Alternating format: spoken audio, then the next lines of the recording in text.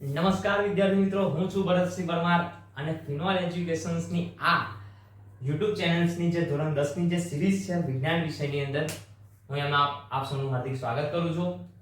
હવે most important વાત, chapter number 1 last time કહ્યું તે પ્રમાણે ફિઝિક્સ, કેમિસ્ટ્રી, બાયોલોજી એમાંથી કેમિસ્ટ્રી સેક્શનનું પહેલું ચેપ્ટર કયું? તો વિદ્યાર્થી મિત્રો યાદ છે દીકરાઓ તમને કયું? તો રાસાયણિક પ્રક્રિયાઓ અને સમીકરણ. એની પ્રસ્તાવના જોઈ લીધી, બરાબર. પહેલા લેક્ચર્સમાં શું જોયું? પ્રસ્તાવના જોઈ. પછી રાસાયણિક પ્રક્રિયાઓની અંદર રોજિંદા જીવનમાં જે રાસાયણિક પ્રક્રિયા થતી હોય એના વિશે આપણે થોડી ઘણી માહિતી મેળવી. પ્લસ બીજું પ્રવૃત્તિ 1 મેગ્નેશિયમની પટ્ટી વાળી, બરાબર. મેગ્નેશિયમની જે પટ્ટી છે એને હવાની હાજરીમાં જે સળગાવતા હતા એની વાત કરી લીધી. ઝગમગારામાંથી જ્યોતથી સળગે છે તે મેગ્નેશિયમ ઓક્સાઇડનો પાવડર ફોર્મ મળે છે તે, બરાબર. ત્યાર પછી સોડિયમ હાઇડ્રોક્સાઇડને પાણીમાં ઓગાળીએ અને તાપમાન જે બીકર પર અનુભવાય એની પણ વાત કરી દીકરાઓ. પ્લસ બીજું સાથે સાથે આપણે ઝીંકના ટુકડાઓને HCl ની અંદર જ્યારે મૂકીએ છે ત્યારે એમની વચ્ચે પ્રક્રિયા થઈ અને ડાયહાઇડ્રોજન વાયુ મુક્ત થાય છે એ પણ જોયું. બીજી વસ્તુ, રાસાયણિક પ્રક્રિયા ક્યારે કહી શકાય, કયા ફેરફારોને આધારે કહી શકાય એની વાત પણ દીકરાઓ આપણે કરી ચૂક્યા છે. અને હવે મહત્વની વાત કે રાસાયણિક પ્રક્રિયાઓ જે છે, મેં તમને લાસ્ટ ટાઈમ કહ્યું હતું દીકરાઓ કે સમીકરણો જે છે એની જરૂરિયાત શું અને સમીકરણો કેવી રીતે દર્શાવવા જોઈએ, એની મેથડ કેવી રીતે ચેન્જ થઈ એની વાત આજે કરવાના છે. પહેલા આપણે રફ કરી દઈએ અને શરૂઆત કરીએ, બરાબર. ચાલો તો જોડાયેલા રહેજો. ચાલો, સરસ, એકદમ મસ્ત રીતે શીખવાના છે આજે. ઘણી બધી વાતો ડિસ્કસ કરવાની છે. રાસાયણિક સમીકરણ, રાસાયણિક સમીકરણની જરૂરિયાત શું એની પર વાત કરી રહ્યા છે દીકરાઓ. ચાલો હવે દીકરાઓ મને પહેલા એક વાત કહો, તમે લોકો લેબોરેટરીમાં ગયા, મેં તમને પ્રેક્ટિકલ સોંપ્યો કે તમારા ટીચર્સે તમને પ્રેક્ટિકલ કરવા માટે કહ્યું. પ્રેક્ટિકલ કરવા માટે તમે જ્યારે ગયા ત્યારે ત્યાં આગળ પ્રેક્ટિકલ કર્યું અને શું થયું કે મેગ્નેશિયમની પટ્ટી જે છે તમે જે પ્રેક્ટિકલ કર્યું એને હું એવું કહું કે તમે ક્લાસમાં આવીને રજૂઆત કરો. ક્લાસમાં આવીને રજૂઆત કરો તો તમે શું કરશો દીકરાઓ કે રજૂઆત કેવી રીતે કરશો કે સર અમે લેબોરેટરીમાં ગયા, ત્યાં મેગ્નેશિયમની પટ્ટીને હવાની હાજરીમાં દહન કર્યું અને મેગ્નેશિયમ ઓક્સાઇડનો પાવડર મળ્યો. આ વાક્ય રચના હું બોલ્યો કે તમે બોલશો એમાં કેટલો સમય જશે, બરાબર. એને આપણે લખવું હોય તો કેટલો સમય જાય, તો એ સમયની બચત થાય એના માટે થોડી મેથડ એક સ્ટેપ આગળ આવ્યા. કયા? તો કે શબ્દ મેથડમાં આવ્યા. શબ્દ મેથડ પછી સંજ્ઞા મેથડમાં આવ્યા. તો આ સ્ટેપ બાય સ્ટેપ જે છે આ બધાની વાત કરવાના છે. એટલે પહેલા રાસાયણિક સમીકરણ સમજી લઈએ. મેં તમને કહ્યું છે પણ છતાં પણ રિવાઇઝ કરાવું છું કે રાસાયણિક સમીકરણની અંદર કઈ કઈ વસ્તુઓ દીકરાઓ, બરાબર. રાસાયણિક સમીકરણ, રાસાયણિક સમીકરણ, સમીકરણ, બરાબર. રાસાયણિક સમીકરણ કોને કહેવાય દીકરાઓ એ પણ સમજી લઈએ.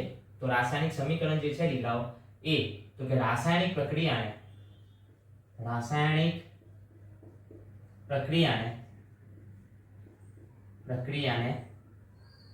સંજ્ઞા સ્વરૂપે, તત્વોની સંજ્ઞા સ્વરૂપે, બરાબર, તત્વોની સંજ્ઞાનો ઉપયોગ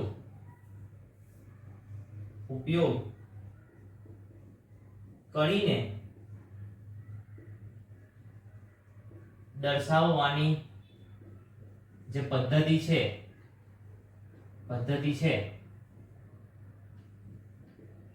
બરાબર, તેને રાસાયણિક સમીકરણ કહીશું આપણે. રાસાયણિક સમીકરણથી દર્શાવે એવું કહ્યું, સમીકરણથી દર્શાવ્યું એમ કહેવાય, દર્શાવ્યું તેમ કહેવાય. ચાલો આટલું આપણે લખીએ. આવું કંઈ પૂછવાનું નથી, બરાબર, કે રાસાયણિક સમીકરણ કે ડેફિનેશન કોઈ પૂછાય ના, પણ આ તો આપણે એક વસ્તુ સમજાવીએ છીએ, બરાબર. રાસાયણિક સમીકરણ એટલે શું કે તમે જે રાસાયણિક સમીકરણ લેબોરેટરીમાં જે પ્રેક્ટિકલ કરીને આવો એ પ્રેક્ટિકલને કેવી રીતે દર્શાવો છો એની મેથડ કઈ હોય દીકરાઓ? તો મેથડ આપણી પાસે 3 પ્રકારની. કઈ? તો દીકરાઓ પહેલી વાત જે આવે એ કઈ આવે? તો પહેલા તો વાક્ય પદ્ધતિ. યાદ રાખજો, વાક્ય પદ્ધતિ. વાક્ય પદ્ધતિ એટલે શું દીકરાઓ? મેં તમને કહ્યું એ જ પ્રમાણે કે રાસાયણિક પ્રક્રિયા જે થઈ, પહેલી પ્રક્રિયા આપણી કઈ છે?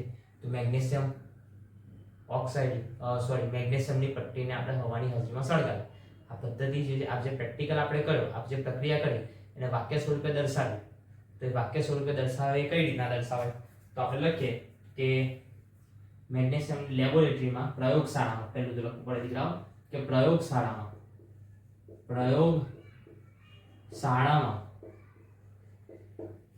મેગ્નેશિયમની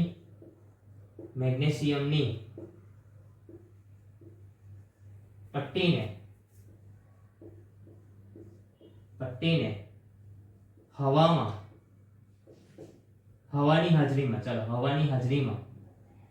હવાની હાજરીમાં દહન કરતા. શું કરતા? દહન કરતા મેગ્નેશિયમ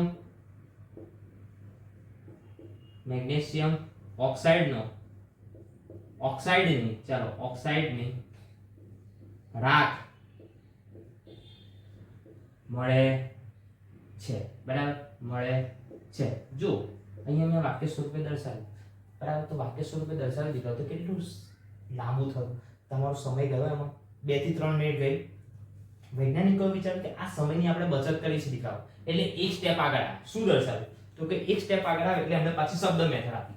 કઈ મેથડ આપી? શબ્દ મેથડ. બરાબર, શબ્દ પદ્ધતિ એવું કહી આવે. શબ્દ પદ્ધતિ એટલે કઈ રીતના દર્શાવ્યું દીકરાઓ? તો કે હું અહીંયા દર્શાવવાની પદ્ધતિ વિચાર કરું તો કઈ રીતના દર્શાવે? તો કે મારે દર્શાવવું તો કે અહીંયા લખાય મેગ્નેશિયમ વત્તા, બરાબર, જેમની વચ્ચે પ્રક્રિયા થાય છે એ બે પ્રક્રિયકો વચ્ચે આપણે શું લખીશું? વત્તા શું હતું? ડાયોક્સિજન હવાની હાજરીમાં એટલે ડાયોક્સિજન સાથે પ્રક્રિયા કરી દીકરાઓ. બરાબર, પ્રક્રિયાને અંતે જે નિપજ મળે એને એરાની પેલી બાજુમાં લખીશું. કઈ નિપજ હતી? તો મેગ્નેશિયમ ઓક્સાઇડ.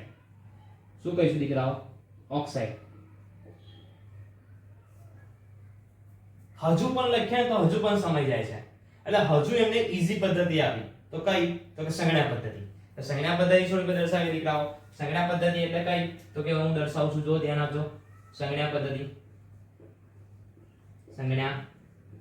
પદ્ધતિ બરાબર, સંજ્ઞા પદ્ધતિ સ્વરૂપે દર્શાવો તો શું કહેવાય દીકરાઓ? તો મેગ્નેશિયમ છે તો મેગ્નેશિયમની સંજ્ઞા આપણને ખબર છે દીકરાઓ, શું કહેવાય? Mg વત્તા ડાયોક્સિજન એટલે બેટા O2, arrow as it is. બરાબર, મેગ્નેશિયમ ઓક્સાઇડ એટલે દીકરાઓ શું કહેવાય? MgO. બરાબર, હવે આ જે પદ્ધતિ દર્શાવી એને કહેવાય સંજ્ઞા પદ્ધતિ. હવે દીકરાઓ યાદ રાખો કે આની અંદર આપણે અહીંયા જે તેની અવસ્થા છે તેનો ઉલ્લેખ કરીએ છે. બરાબર, અવસ્થા છે એટલે તેનો ઉલ્લેખ કરીએ છે. નીચે જે તમને G S બરાબર L આપેલું હોય તેનો મતલબ શું કહેવાય? કે તેની અવસ્થા દર્શાવે છે. બરાબર, એના વિશે પણ તમને સ્પેસિફિકેશન કરાવી દઉં દીકરાઓ કે જ્યારે તમને S લખેલો દેખાય દીકરાઓ એટલે શું સમજવાનું? L પછી G VAP લખેલું હોય, બરાબર, આ બધું જ્યારે લખેલું શું મતલબ સમજવાનું? તો S લખેલું એનો મતલબ કે ઘન અવસ્થા દર્શાવે છે દીકરાઓ. કઈ અવસ્થા દર્શાવે? ઘન. બીજી વસ્તુ L એટલે પ્રવાહી અવસ્થા દર્શાવે છે. G તો વાયુ અવસ્થા દર્શાવે દીકરાઓ. અને VAB વેપર એટલે શું કહેવાય દીકરા? બાષ્પ અવસ્થા દર્શાવે. બરાબર, એના પછી મોસ્ટ ઇમ્પોર્ટન્ટ દીકરાઓ કે AQ એટલે એક્વાઇસ. યાદ રાખજો, AQ તો એક્વાઇસ કે દીકરાઓ એટલે શું સમજવાનું? કે એક્વાઇસ એટલે જલીય દ્રાવણ. આ રીતના આપણે કન્સિડર કરવાનું દીકરાઓ. બરાબર, યાદ રાખજો, આટલી વસ્તુ મગજમાં ક્લિયર હોવી જોઈએ. S તમને કે તો ઘન અવસ્થા, L કે તો પ્રવાહી, G કે તો વાયુ અવસ્થા, VAP કે તો બેટા બાષ્પ અવસ્થા અને AQ કે દીકરાઓ તો જલીય દ્રાવણ. એવું આપણે વિચારવાનું થશે. બરાબર, એટલે આ રીતના આપણે દીકરાઓ આ પદ્ધતિ છે એનો ફટાફટ ઉલ્લેખ કરીએ છે. ઓકે, આટલે સુધી એકદમ ક્લિયર થઈ ગયું તો એકવાર લાઈક આપી દેજો અને એકવાર કમેન્ટ પાસ કરી દેજો દીકરાઓ. બરાબર? હા કે ના? ચાલો આનાથી આગળ જોઈએ. રાસાયણિક સમીકરણ જે છે એને આપણે દર્શાવતા શીખ્યા, પણ એ સમીકરણને બેલેન્સ કરવું છે. અહીંયા તમે જો દીકરાઓ કે અહીંયા હું સમીકરણ મેં લખ્યું છે, મેં જે સમીકરણ લખ્યું અહીંયા મેગ્નેશિયમ છે તો અહીંયા મેગ્નેશિયમ છે. ઓકે, અહીંયા ડાયઓક્સિજન છે મતલબ ઓક્સિજન 2 છે તો અહીંયા તો ઓક્સિજન 1 જ છે, તો અહીંયા કંઈક ફેરફાર છે તો એની પણ વાત કરવાના છે દીકરાઓ. તો એ બેલેન્સ કરવાનું છે, એ કેવી રીતે થશે એની ચર્ચા કરીએ. ચાલો પહેલા આટલું નોટ કરી લો.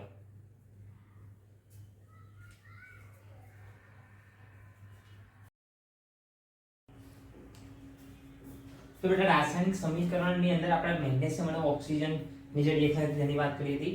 3 સમીકરણ બરાબર, વાક્ય રૂપે મેથડ, શબ્દ રૂપે અને સંજ્ઞા રૂપે કેવી રીતે દર્શાવે એની વાત કરીશું દીકરા. હવે જો તો કે જે સમીકરણ લાસ્ટ આપ્યું ત્યાંથી શરૂઆત કરીએ. શું તો કે મેગ્નેશિયમ બેટા મારી પાસે હતું મેગ્નેશિયમ, રિએક્શન ની અંદર બીજું હતું મેગ્નેશિયમ પ્રક્રિયા ડાયોક્સિન સાથે અને નિપજની અંદર મેગ્નેશિયમ ઓક્સાઇડ. ઓકે સર, આ બરાબર છે, આટલી વસ્તુ આપણને ક્લિયર થઈ ગઈ. હવે જો અહીંયા ડાબી બાજુ જે છે લેફ્ટ હેન્ડ સાઈડ એ આપણા શું થશે પ્રક્રિયકો, રાઈટ હેન્ડ સાઈડ પર જેટલા પણ હશે બરાબર, રાઈટ સાઈડ પર જેટલા પણ હશે દીકરાઓ તે શું હશે આપણી નિપજ. જે બે પ્રક્રિયકો વચ્ચે રાસાયણિક પ્રક્રિયા થાય છે તેમની વચ્ચે વત્તાની નિશાની મૂકવામાં આવે બરાબર, જે દર્શાવે છે પ્રક્રિયા થાય છે. ચલો વાંધો નહીં, કે લખવાની જરૂર કામ લાગતી નહીં, પણ બે પ્રક્રિયકો વચ્ચે પ્રક્રિયા થાય છે એવું દર્શાવશે કોણ તો કે પ્લસની નિશાની, એ બે મળશે રહ્યા છે એવું દર્શાવશે. એરો જે છે તીર છે તે શું દર્શાવે છે તો કે પ્રક્રિયા થઈ નિપજ શું મળે છે એ તરફનો એરો છે. ઓકે, આટલી વસ્તુ તમને ક્લિયર કરવી છે. હવે જો નિપજ તમારી RH સાઈડ છે, RHS બરાબર. હવે જો તો દીકરાઓ મેં તમને કહ્યું કે રાસાયણિક સમીકરણ સંતુલિત કરવું છે.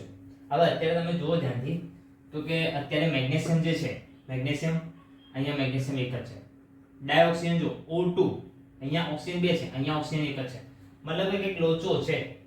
બીજી વસ્તુ યાદ રાખજો કે આ સમીકરણ બેલેન્સ છે નહીં, અત્યારે જ ખબર પડી ગઈ.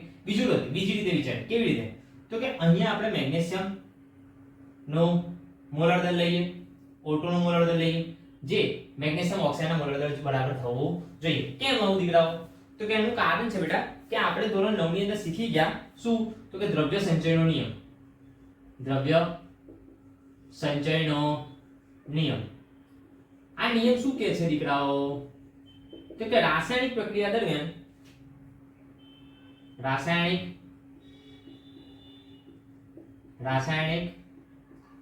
પ્રક્રિયા દરમિયાન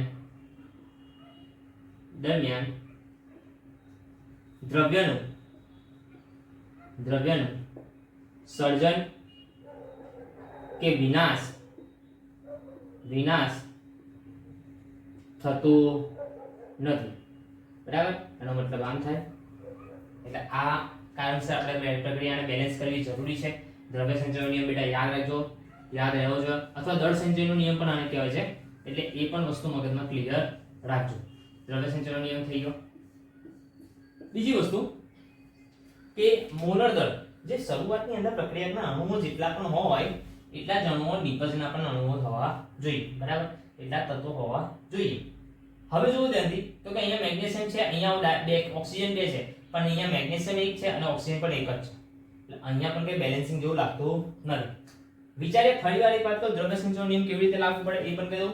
મેગ્નેશિયમનું મોલર દર તમને યાદ હોય દીકરાઓ તો યાદ હોય તમને હું કહી દઉં કે મેગ્નેશિયમ 24 છે, એટોમિક માસ કેટલું છે 24 છે. ઓક્સિજનનું કેટલું છે તો કે 16, પણ બે ઓક્સિજન છે એટલે 16 દુ 32, કેટલા થઈ ગયા 32. હવે 32 બરાબર કેટલા થઈ ગયા 32. હવે 32 વત્તા 24 કરો દીકરા કેટલા થાય 4 ને 2 6, 3 ને 2 5 બરાબર. અહીંયા તમે ધ્યાનથી જુઓ મેગ્નેશિયમ કેટલા છે 24 વત્તા ઓક્સિજન કેટલા છે 16, કેટલા થઈ ગયા 40 થઈ ગયા.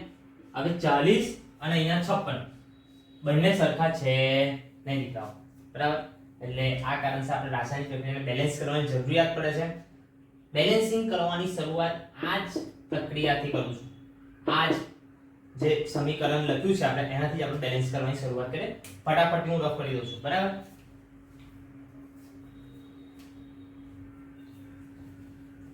ચાલો સરસ રફ કરું છું. હવે જો એઝ ઇટ ઇઝ બેઠું જવા દઉં સમીકરણમાં કઈ ચેન્જીસ નથી. સોપાન હું લખું છું. સોપાન લખવાની પણ જરૂર નથી. આપણે અત્યારે ફક્ત સોપાની રીતે જઈએ, પછી આપણે ડાયરેક્ટ લખવાના છે. બરાબર છે, ડાયરેક્ટ આપણે બેલેન્સ કરતા શીખવું પડશે. ચલો રફ કરી ફરીવાર લખી દઉં. બરાબર, ધ્યાન આપી દેજો. સમીકરણ શું છે? તો મેગ્નેશિયમ છે દીકરાઓ, યાદ છે તમને? મેગ્નેશિયમ વત્તા O2 gives મેગ્નેશિયમ ઓક્સાઇડ.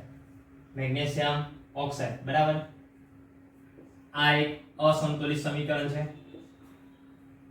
બરાબર, કેવું છે? અસંતુલિત સમીકરણ. અસંતુલિત સમીકરણ છે જેને આપણે સંતુલિત કરવાનું છે. અસંતુલિત સમીકરણ છે જેને સંતુલિત કરવાનું છે. ઓકે, હવે જો ધ્યાનથી, તો સંતુલિત કરવા માટે પહેલી વસ્તુ એ કામ કરવાની કે જેટલા પણ પ્રક્રિયકો છે અને નિપજ છે તેના પર બ્રેકેટ કરી દો. ઓકે, જો અહીંયા મેં બ્રેકેટ કરી દીધા. હવે શું કરવાનું? તો કે એક ટેબલ બનાવો. ટેબલ બનાવી દઈએ સોપાન ટુકડા પ્રમાણે. બરાબર, ટેબલ શું બનશે? તો કે અહીંયા આપણે લખીએ તત્વોની સંજ્ઞા, પ્રક્રિયક RHS. બરાબર, અને અહીંયા લખે નિપજ. ચાલો LHS RHS. ચાલો ઓકે. હવે જો મેગ્નેશિયમ છે તો મેગ્નેશિયમ લખી દો. પ્રક્રિયકમાં જેટલા પણ હોય એટલા.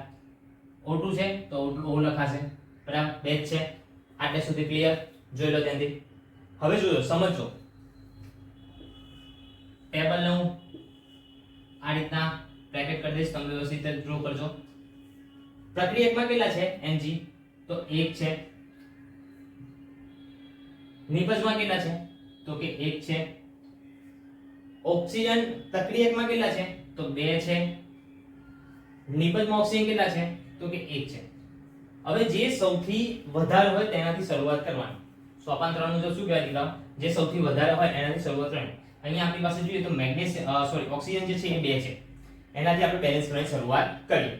તો જો હવે અહીંયા ઓક્સિજન 2 છે તો અહીંયા મારે 2 લાવવા માટે કેટલા વડે ગુણવા પડે? તો મારે ગુણવા પડશે 2 વડે. બરાબર, એટલે હું અહીંયા એક કામ કરીશ દીકરાઓ કે 1 ને કેટલા વડે ગુણીશ? 2 વડે.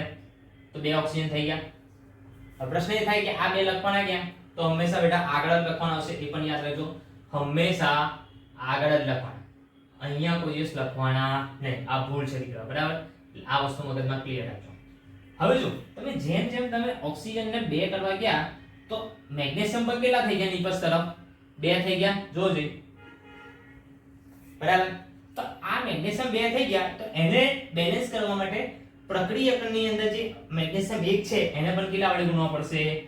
2 વડે ગુણવા પડશે દીકરાઓ. બરાબર, તો 2 વડે ગુણી નાખો. તો 2 વડે ગુણીએ તો ક્યાં મૂકીશું દીકરાઓ? અહીંયા આગળ.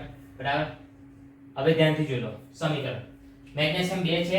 ઓકે, તો અહીંયા 2 મેગ્નેશિયમ થઈ ગયા. ઓક્સિજન 2 છે તો અહીંયા પણ ઓક્સિજન 2 થઈ ગયા.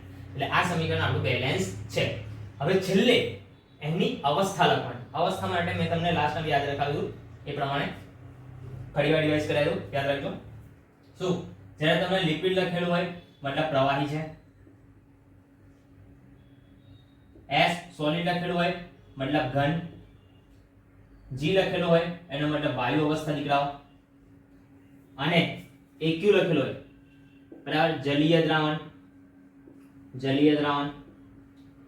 અને VAP વેપર લખેલું હોય બરાબર એટલે બાષ્પ સ્વરૂપે હાજર હશે. એટલે આટલી વસ્તુ યાદ રાખવા. મેગ્નેશિયમની પટ્ટીને હવાની હાજરીમાં દહન કરતા એટલે આપણી પાસે શું હશે દીકરાઓ? મેગ્નેશિયમ કેવા સ્વરૂપે હશે? તો કે ઘન સ્વરૂપે. ડાયોક્સિજન કેવા સ્વરૂપે હશે? ગેસ સ્વરૂપે. અને જે પાવડર મળે એ કેવો સ્વરૂપ હશે? ઘન સ્વરૂપ હશે. એટલે આ સમીકરણ બેટા પૂરેપૂરું બેલેન્સ થઈ ગયું છે. હવે ચોપડીની અંદર જે સમીકરણ આપ્યું છે દીકરાઓ એ બેલેન્સ કરવાનું ટ્રાય કરીએ, બરાબર? આવડી જશે 100% સોપાન પ્રમાણે આપણે જઈએ. જોઈ લો પહેલા, ચાલો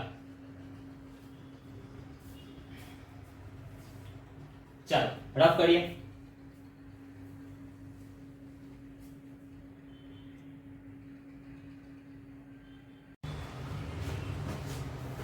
બેટા બીજી રાસાયણિક પ્રક્રિયા હતી જે આપણે કરી હતી દીકરાઓ, એનું પણ આપણે સમીકરણ કોઈ બેલેન્સ છે કે નહીં ચેક કરીએ દીકરાઓ. શું હતું? ઝીંકની પટ્ટીને આપણે H2SO4 કે HCl ની અંદર આપણે જ્યારે ઉમેરીએ ત્યારે તેમાંથી ઝિંક સલ્ફેટ અને ડાયહાઇડ્રોજન વાયુ મળતો હતો દીકરાઓ, બરાબર? તો આ સમીકરણને એકવાર ચેક કરો છો બેલેન્સ છે કે નહીં. તો જોવું હોય તો દીકરાઓ જો કે Zn જે અહીંયા પ્રક્રિયકમાં 1 છે તો અહીંયા Zn પણ કેટલા છે? 1 જ છે નિપજમાં, બરાબર દીકરાઓ? ડાયહાઇડ્રોજન H હાઇડ્રોજન 2 છે તો અહીંયા પણ હાઇડ્રોજન કેટલા છે? 2 જ છે દીકરાઓ. SO4 જુઓ, બરાબર? 1 જ છે. એટલે ટૂંકમાં આ સમીકરણ બેટા બેલેન્સ છે, બરાબર? સાચી વાત. હવે આગળ જો તો આપણે બીજું એક સમીકરણ જોઈએ દીકરાઓ કે હવે બુકની અંદર જે સમીકરણ તમને આપેલા છે એ બેલેન્સ કરવાના છે તો કેવી રીતે સોપાન વાઇઝ તમે બેલેન્સ કરી શકશો તેની પણ વાત કરી લઈએ દીકરાઓ, બરાબર? સમજો. સમીકરણને રફ કરું છું અહીંયા. સમીકરણ જુઓ, ધ્યાન આપજો દીકરાઓ. કઈ રીતના સમીકરણ છે તમને બુકમાં આપેલું છે. Fe આયરન જે છે એની પાણી સાથેની પ્રક્રિયા આપેલી છે દીકરાઓ. શું છે? આયરનની પાણી સાથે પ્રક્રિયા Fe વત્તા H2O gives Fe3O4 ferric oxide, બરાબર? Fe3O4 વત્તા ડાયહાઇડ્રોજન વાળું આપેલું છે. આ રીતનું તમે સમીકરણ આપેલું છે, બરાબર? તો સમીકરણની અંદર જે સોપાન છે, પહેલું સોપાન એને જ આપણે અનુસરીએ. તો પહેલા સોપાનમાં શું કર્યું છે તો કે બધાને બ્રેકેટ કરી દઈએ. પહેલા બધાને શું કરી દઈએ? બ્રેકેટ કરી દઈએ. જેટલા પ્રક્રિયક છે, જેટલા નિપજ છે એટલા બધાને આપણે શું કરીશું દીકરાઓ? બ્રેકેટ કરી દઈએ. તો બ્રેકેટ મેં અહીંયા કરી દીધા છે, ધ્યાનથી તમે જોઈ શકો છો. એક કામ કરે થોડું વધારે છૂટું લખીએ એટલે વધારે ખબર પડે, બરાબર? Fe3O4 વત્તા H2. ચાલો હવે બ્રેકેટ કરી દઉં છું દીકરાઓ. જોઈ લો અહીંયા આ રીતના સમીકરણ, આ જે સમીકરણ જે છે એની જેટલા પ્રક્રિયકોને જેટલા પણ નિપજ છે બધાને મેં બ્રેકેટ કરી દીધા. હવે ટેબલ બનાવી દઈએ આપણે. ટેબલ કઈ રીતનું બનાવીશું દીકરાઓ? તો અહીંયા લખીશું તત્વોની સંજ્ઞા, પ્રક્રિયકમાં તે કેટલા છે તે દર્શાવીશું અને અહીંયા નિપજ, બરાબર? નિપજમાં કેટલા તત્વો છે એ દર્શાવીશું. કોણ છે અહીંયા આપણી પાસે? Fe છે, બીજું છે હાઇડ્રોજન છે, બીજું એક છે ઓક્સિજન. Okay done. ચાલો હવે Fe પ્રક્રિયકમાં કેટલા છે દીકરાઓ? તો જોઈ લો 1 છે. ઓકે 1 દર્શાવી દીધા. આપણે લાઈન ડ્રો કરી દઈએ, થોડું મિક્સ ના થઈ જાય. ચાલો મેં ડ્રો કરી દીધી છે લાઈન. હાઇડ્રોજન કેટલા છે? તો કે 2 છે. ઓક્સિજન કેટલા છે? તો કે 1 છે દીકરાઓ. નિપજની અંદર Fe કેટલા છે દીકરાઓ? 3 છે. જો હાઇડ્રોજન કેટલા છે? તો કે 2 છે દીકરાઓ. ઓક્સિજન કેટલા છે? તો બેટા 4 છે. હવે મેં કહ્યું એ પ્રમાણે કે સૌથી વધારે જે હોય ને દીકરાઓ એનાથી બેલેન્સ કરવાની શરૂઆત કરવાની. તો તમે ધ્યાનથી જુઓ કે અહીંયા બધી જગ્યા પર સૌથી મોટો આંકડો હોય તો 4 છે. 4 કોણ છે? તો કે ઓક્સિજન. કોની તરફ બેટા? તો કે નિપજ તરફ 4 ઓક્સિજન છે. એનો મતલબ 4 ઓક્સિજન જો નિપજ તરફ હોય તો આપણે પ્રક્રિયક તરફ 4 ઓક્સિજન કરવા પડશે. તો પ્રક્રિયકમાં કેટલા છે બેટા? 1 છે. તો 1 ને મારે કેટલા વડે ગુણવા પડશે? 4 વડે. તો જ 4 થશે દીકરાઓ. તો આને હું 4 વડે ગુણી નાખું. જોજો ધ્યાન આપજો કઈ રીતના થશે. આને આપણે 4 વડે ગુણીએ છીએ, બરાબર? એટલે 4 થઈ ગયા. હવે આ 4 ને ક્યાં મૂકીશું દીકરાઓ? તો કે આપણી પાસે ઓક્સિજન વાળું પદ કયું છે? અહીંયા છે, બરાબર? તો આપણે અહીંયા 4 મૂકી દીધા, બરાબર? 4 મૂકી દીધા. હવે ધ્યાનથી જુઓ દીકરાઓ, તો જેવા મેં 4 મૂક્યા છે તો એની સાથે જોડાયેલો હાઇડ્રોજન જે છે એ પણ 4 વડે ગુણાઈ જશે. તો 4 દુ 8 થઈ ગયા, એટલે આપણી પાસે હાઇડ્રોજન ક્યાં ગયા, એને પણ આપણે 4 વડે ગુણવા જ પડશે. એટલે અહીંયા કેટલા થઈ ગયા દીકરાઓ 8. તો નિપજ પ્રક્રિયકમાં જો 8 થઈ ગયા હોય તો આપણે નિપજમાં પણ બેટા 8 કરવા પડશે. હવે તમે વિચારો દીકરાઓ કે અહીંયા 8 છે, 2 ને હું કેટલા વડે ગુણું તો 8 આવે દીકરાઓ? તો આ તમે તરત સર એટલું તો અમને આવડે છે, કેટલા વડે? 4 વડે. તો આ 4 આવે એને મારે કઈ મૂકવા પડશે? જે હાઇડ્રોજન હોય તેની આગળ દીકરાઓ. ક્યાં મૂકીશ? અહીંયા મૂકી દઈશ. ઓકે, જોઈ લો. બરાબર. હવે કોણ બાકી રહ્યું? તો કે Fe. Fe વધારે કઈ બાજુમાં છે? તો કે નિપજ બાજુ બેટા. નિપજમાં કેટલા છે દીકરાઓ? 3 છે. જો તો અહીંયા 3 હોય તો આપણે પ્રક્રિયકમાં 3 લાવવા પડશે. તો એકદમ કેટલા વડે ગુણીશ તો 3 આવશે દીકરાઓ? તો બેટા 3 વડે ગુણીશું. તો 3 વડે ગુણી લઈએ દીકરાઓ. તો શું થશે? 3 વડે ગુણીએ એટલે આવશે અહીંયા 3. ક્યાં મૂકવાના છે? Fe ની. હવે બધી જ વસ્તુ બેલેન્સ કરી થઈ ગઈ છે એવી એક ચેક કરી લો. જો 3 Fe છે તો Fe3. Okay done. ચાલો સર 4 2 8 હાઇડ્રોજન. તો 4 2 8 hydrogen. Okay done sir. 4 oxygen. Okay. તો અહીંયા O4. એટલે બધું જ ટૂંકમાં બેલેન્સ થઈ ગયું છે. છેલ્લું સ્ટેપ. તો છેલ્લું સ્ટેપ એ દીકરાઓ શું આવે? તો કે છેલ્લું સ્ટેપ જે છે એ આપણી પાસે દીકરાઓ હોય કે એની ભૌતિક અવસ્થાઓ જે છે એ ભૌતિક અવસ્થાઓ દર્શાવવી પડશે. બરાબર બેટા? તો અહીંયા જે લોખંડ જે છે એ લોખંડને કાટ લાગવાની જે પ્રક્રિયા છે એના ઉપરથી લખેલું છે દીકરાઓ. એટલે Fe જે છે દીકરાઓ એ કેવી અવસ્થા હશે? એની ઘન અવસ્થા હશે દીકરાઓ, લોખંડ. બરાબર. હવે પાણી જે છે એ કઈ રીતના? તો કે બાષ્પરૂપે હોય દીકરાઓ. બરાબર. બાષ્પરૂપે પ્રક્રિયા કરશે એટલે એની આગળ શું લખ્યું દીકરાઓ? G. બરાબર. હવે Fe3O4. Fe3O4 જે છે બેટા એ કાટ લાગે એ દર્શાવે છે દીકરાઓ. બરાબર. એટલે શું થશે? સોલિડ ફોર્મમાં આવશે. અને છેલ્લે ડાયહાઇડ્રોજન જે છે દીકરાઓ, બરાબર, એ ડાયહાઇડ્રોજન આપણી પાસે વાયુ સ્વરૂપે છૂટો પડે છે. એટલે શું કહેવાય દીકરાઓ? અહીંયા G ગેસ. બરાબર. તો આ થઈ ગયું દીકરાઓ પૂરેપૂરું સમીકરણ બેલેન્સ. બરાબર. અહીંયા તમને સર તમને વેપર કર્યું હતું પણ વેપર મેં તમને એડવાન્સ લેવલ પર કર્યું હતું. અહીંયા તમારી 10મા ધોરણના લેવલ પર વેપર દર્શાવવામાં આવતું નથી. એટલે અહીંયા આપણે G દર્શાવ્યું છે. બરાબર. એટલે એ પણ યાદ રાખજો. એટલે આ આખું સમીકરણ બેટા બેલેન્સ થઈ ગયું. ધ્યાન રાખીને જોઈ લો. બરાબર. આખું સમીકરણ જે છે તમારી પાસે એ આખું સમીકરણ બેલેન્સ છે. એકવાર ચેક કરી લેજો. બરાબર. અને આખા સમીકરણ એવું હોય તો ફરીવાર એકવાર લખી દઈએ જેથી આપણને ક્લિયર થઈ જાય. બરાબર. તો હું આને પહેલા રફ કરી દઉં છું. બાકીની વસ્તુ રફ કરી દઈએ આપણે.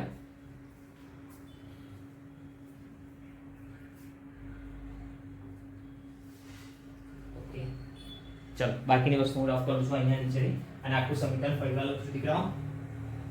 શું છે સમીકરણ? તો મારી પાસે સમીકરણ જે આવે છે દીકરાઓ એ સમીકરણ કંઈક આ રીતના આવે છે. શું છે? તો કે આપણે 3Fe 3Fe સોલિડ ફોર્મ વત્તા 4H2O ગેસિયસ ફોર્મમાં છે. પ્રક્રિયા થાય છે Fe3O4 સોલિડ ફોર્મમાં છે દીકરાઓ. અને હાઇડ્રોજન જે છે એ ગેસ ફોર્મમાં છે. બરાબર. આટલી વસ્તુ દીકરાઓ ક્લિયર રાખજો. આ એકદમ સમીકરણ આપણું બેલેન્સ થઈ ગયું છે. બરાબર. ધ્યાનથી જોઈ લો. કઈ બાકી હોય તો કહો ફટાફટથી. બરાબર. હવે આ જે સમીકરણ દીકરાઓ આપણે જે પરમાણુઓને બેલેન્સ કર્યા દીકરાઓ, બરાબર, આ જે પરમાણુઓને બેલેન્સ કર્યા અને આ જે પદ્ધતિ છે દીકરાઓ એને પદ્ધતિને આપણે હીટ એન્ડ ટ્રાયલ પદ્ધતિ કરીશું. શું કહેવાય દીકરાઓ? હીટ એન્ડ ટ્રાયલ પદ્ધતિ વડે ઓળખાય છે દીકરાઓ. બરાબર. હીટ એન્ડ ટ્રાયલ પદ્ધતિ વડે આ પ્રક્રિયા આ પદ્ધતિ ઓળખાય છે. સોપાન વાળી જે પદ્ધતિ છે એને આપણે હીટ એન્ડ ટ્રાયલ પદ્ધતિ વડે ઓળખીશું. બરાબર. તો આટલી વસ્તુ યાદ રાખજો. ભૌતિક અવસ્થાઓ દર્શાવી એ પણ મેં દર્શાવી દીધું છે. બરાબર. હવે અમુક રાસાયણિક પ્રક્રિયાઓ જ્યારે પણ હોય દીકરાઓ તો એની અંદર ઉદ્દીપક આવે. તો ઉદ્દીપક ક્યાં દર્શાવવામાં આવે? એરાની ઉપર, તીરની ઉપર. તાપમાન આવે તો અહીંયા નીચે દર્શાવવામાં આવશે. બરાબર. અને અમુક સમય દરમિયાન બેટા કેટલાક રાસાયણિક પ્રક્રિયાઓ એવી પણ હોય છે કે જેની અંદર અહીંયા વત્તા H2 કરીને લખેલા છે એ અહીંયા ઓછા H2 કરીને પણ લખવામાં આવે છે. બરાબર, એ વસ્તુ પણ ધ્યાન રાખીશું. એવી રાસાયણિક પ્રક્રિયાઓ આવશે એટલે હું તમને તરત કહીશ. હવે બીજી વસ્તુ, આના પછી થોડા એક્ઝામ્પલ છે એ જોઈ લઈએ ફટાફટથી, જલ્દી આટલું નોટ કરી લેજો.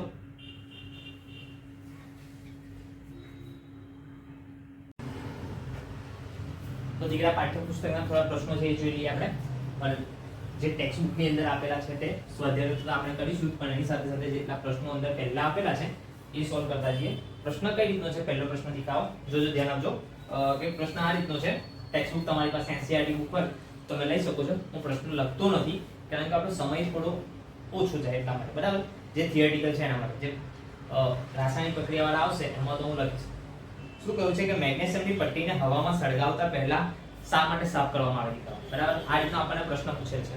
શું પૂછ્યું છે? મેગ્નેશિયમની પટ્ટીને હવાની હાજરીમાં સળગાવતા પહેલા શા માટે સાફ કરવામાં આવે છે દીકરાઓ? આ રીતનું પૂછે છે. તો બેટા એક વસ્તુ યાદ રાખજો કે જે મેગ્નેશિયમની પટ્ટી છે દીકરાઓ, બરાબર, આ મેગ્નેશિયમની પટ્ટી જે છે એ પડી રહીને એવી રીતે પડી રહેશે તો વાતાવરણની અંદર જે ઓક્સિજન રહેલો છે એની સાથે પ્રક્રિયા કરી, બરાબર, મેગ્નેશિયમની પટ્ટી વાતાવરણની અંદર જે રહેલો ઓક્સિજન છે એની સાથે પ્રક્રિયા કરી અને મેગ્નેશિયમ ઓક્સાઇડનું સ્તર બનાવી દેશે. આ સ્તર ક્યાં લાગે છે એ પણ પ્રશ્ન છે. તો કે મેગ્નેશિયમની પટ્ટી પર, જે પટ્ટી લીધી એના પર મેગ્નેશિયમ ઓક્સાઇડનું એક આખું સ્તર બનેલું છે. આ સ્તર જે છે એ નિષ્ક્રિય છે. આ સ્તર કેવું છે દીકરાઓ? નિષ્ક્રિય છે, જે પટ્ટીને સળગવા દેતું નથી, બરાબર. એના કારણે એ મેગ્નેશિયમની પટ્ટીને સળગાવતા પહેલા એને આપણાથી સાફ કરવામાં આવે છે. કાર્ડ પેપર વડે કે કોના વડે ગમે તેના વડે તમારે ઘસવાની આવે છે, સાફ કરવામાં આવે છે. ટૂંકમાં એ વસ્તુ યાદ રાખજો. જનરલી કાર્ડ પેપર વડે સાફ કરવામાં આવતું હોય છે, બરાબર.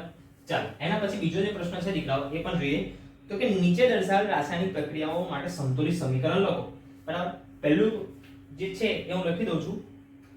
પહેલું સમીકરણ, બરાબર, શાબ્દિક આપણને આપેલું છે. શું છે? હાઇડ્રોજન વત્તા ક્લોરીન. ઓકે, ક્લોરીન અને નિપજ સ્વરૂપે શું મળે છે? Hydrogen chloride. શું છે બેટા? હાઇડ્રોજન ક્લોરાઇડ, બરાબર. આટલી વસ્તુ છે. તો દીકરાઓ સમીકરણ દર્શાવવાનું છે, તરત જ ખબર પડી જાય બેટા કે હાઇડ્રોજન હોય તો વાતાવરણમાં કયા સ્વરૂપે હોય દીકરાઓ? H2 સ્વરૂપે હશે. ક્લોરીન કેવા સ્વરૂપે હશે? Cl2 સ્વરૂપે હશે. હાઇડ્રોજન ક્લોરાઇડ એટલે શું લખાય દીકરાઓ? HCl, બરાબર. હવે ધ્યાનથી જુઓ તો H2 અહીંયા પણ બે છે હાઇડ્રોજન, અહીંયા પણ ક્લોરીન બે છે. કોઈ એકને વિચારી તો હાઇડ્રોજનને બે કરવા હોય તો અહીંયા બે મૂકવા પડે. ઓટોમેટિક બેટા સમીકરણ બેલેન્સ થઈ ગયું, કોઈને પૂછવાની પણ જરૂર નથી દીકરાઓ, બરાબર. ચાલો આગળ બીજું સમીકરણ જોઈ લો. બીજું સમીકરણ કઈ આ રીતનું છે બેટા? બેરિયમ ક્લોરાઇડ,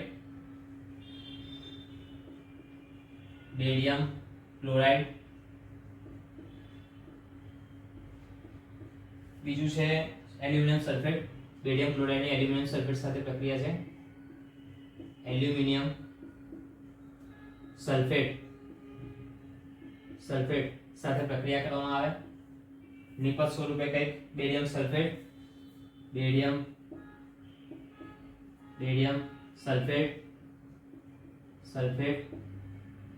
અને એલ્યુમિનિયમ ક્લોરાઇડ મળે છે.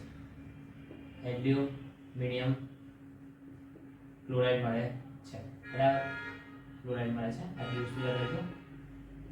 હવે ધ્યાનથી જુઓ દીકરાઓ, તો બેરિયમ ક્લોરાઇડ એટલે શું લખાય દીકરાઓ?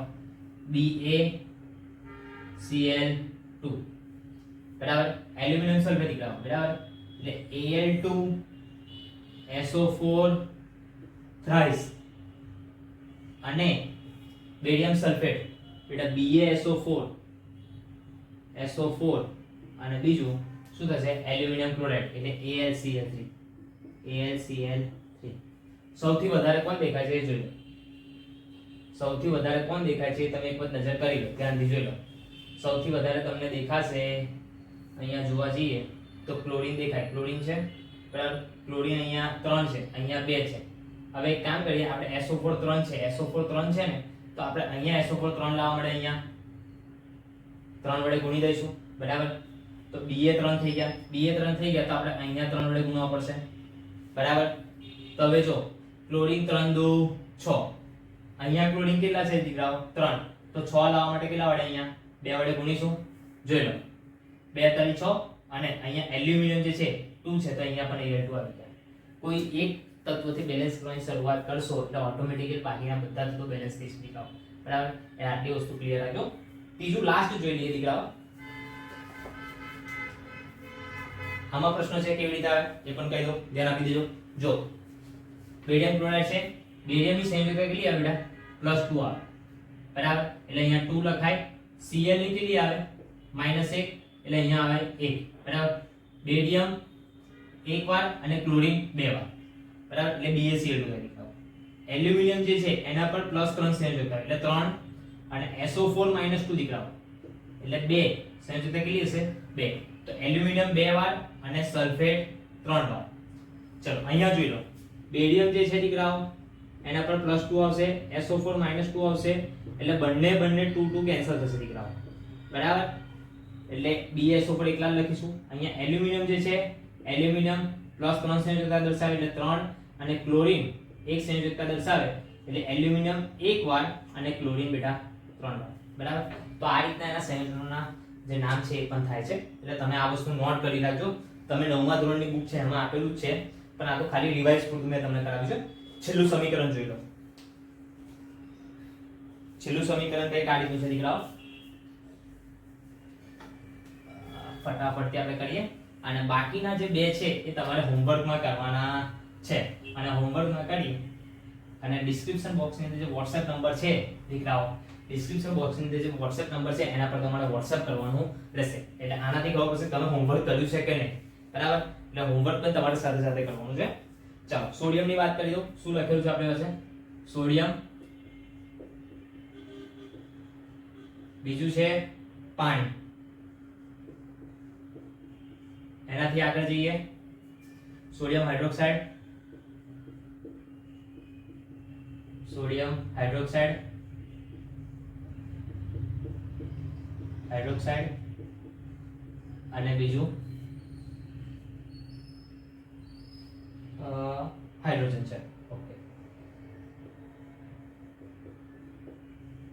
ચાલો શું છે સોડિયમ જે છે તો દીકરાઓ સોડિયમને આપણે Na વડે દર્શાવીશું. પાણી છે તો એને H2O વડે દર્શાવીશું.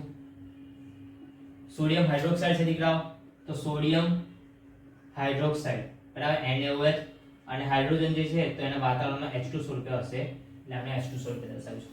હવે ધ્યાનથી જુઓ તો કોઈ એક તરફથી બેલેન્સ કરવાની શરૂઆત કરીએ દીકરાઓ તો સોડિયમ જોઈ લો. સોડિયમ અહીંયા એક જ છે તો અહીંયા પણ એક જ છે. બરાબર, ઓક્સિજન અહીંયા એક છે, અહીંયા એક છે. ઓકે, હાઇડ્રોજન અહીંયા બે છે જ્યારે અહીંયા 1 2 3 છે દીકરાઓ. બરાબર, 3 હાઇડ્રોજન છે. બરાબર, તો આપણે અહીંયા 3 લાવવા હોય 3 તો આવે નહીં, 100% 3 તો આવે જ નહીં. તો આપણે શું કરવું પડશે? 3 ની જગ્યાએ 6 લાવવા પડશે. બરાબર, તો 6 લાવવા માટે આપણે શું કરીશું દીકરાઓ? ધ્યાનથી જુઓ, કંઈક કરવું પડશે. 3 ને 1 4 2 ને 1 3 ને અહીંયા 2 હાઇડ્રોજન. બરાબર, હું એક કામ કરું અહીંયા 2 મૂકી દઉં દીકરાઓ. બરાબર, 2 મૂકી દઉં અને અહીંયા પણ મૂકી દઉં 2 તો 2 2 જા 4. બરાબર, હાઇડ્રોજન અહીંયા 2 થઈ ગયા અને આ 2 હાઇડ્રોજન કેટલા થઈ ગયા? 4 થઈ ગયા. ઓક્સિજન 2 તો ઓક્સિજન 2 આવી ગયા. સોડિયમ કેટલા છે? 2 છે તો મારે અહીંયા 2 મૂકવા પડશે. આ સમીકરણ જોઈ લો, બેલેન્સ થઈ ગયું. સોડિયમ 2 છે તો દીકરાઓ સોડિયમ અહીંયા 2, હાઇડ્રોજન 2 2 4 તો 2 હાઇડ્રોજન અહીંયા અને 2 હાઇડ્રોજન અહીંયા 4. ઓક્સિજન 2 તો ઓક્સિજન 2. એટલે આ રીતના આપણું સમીકરણ પૂરેપૂરું બેલેન્સ થઈ જાય છે દીકરાઓ. હવે નીચેના બે જે બીજો પ્રશ્ન છે એ પ્રશ્ન તમારે હોમવર્કમાં કરવાના છે અને હોમવર્કમાં કરી અને પછી તમારે મને નોટમાં લખી અને એ WhatsApp પર કરવાનું રહેશે. WhatsApp નંબર જે છે એ આપણો કંઈક આ રીતનો છે. બરાબર, 9624 786 096. કોઈ પણ ક્વેરી હોય તો તમે આ નંબર પર મેસેજ કરી શકો છો, WhatsApp મેસેજ કરી શકો છો. બરાબર, આ નંબર મારો પોતાનો છે, આના પર તમારે WhatsApp કરવાનું રહેશે જે પણ હોમવર્ક કરો છો તે, અને સાથે સાથે તમે તમારું નામ પણ લખજો. બરાબર, ઓકે. તો નેક્સ્ટ લેક્ચર ની અંદર આપણે રાસાયણિક પ્રક્રિયાઓના જે પ્રકારો છે એની શરૂઆત કરીશું. ત્યાં સુધી મળીએ. જય માતા.